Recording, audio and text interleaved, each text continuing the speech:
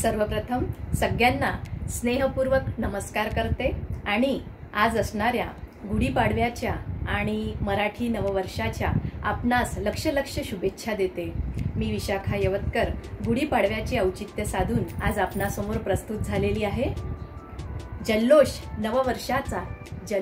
नववर्षाचा मराठी अस्मितेचा आला आहे सण मानवी मनांचा।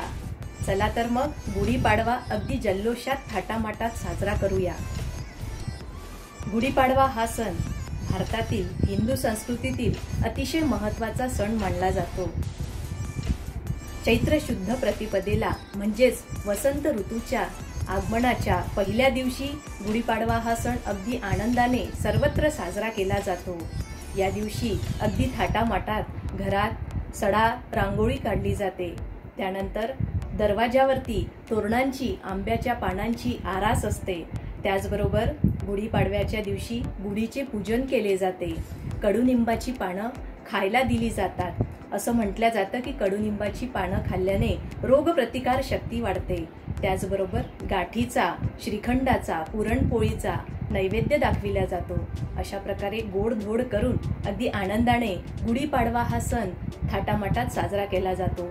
चला तर मग या गुढीपाडव्याचे औचित्य साधून आपण देखील गुढीपाडवा हा सण आनंदाने साजरा करूया। गुढीपाडव्याच्या दिवशी सर्वत्र आनंदाचं वातावरण असतं।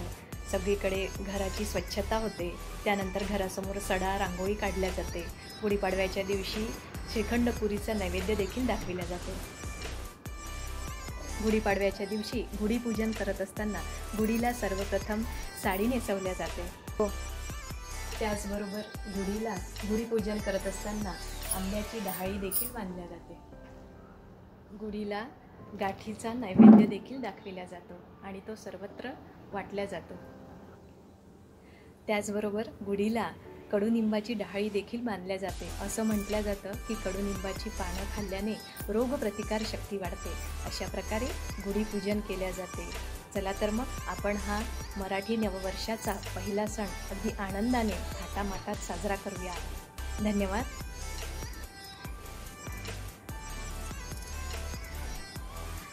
धन्यवाद। जय ज्योती, जय सावित्री।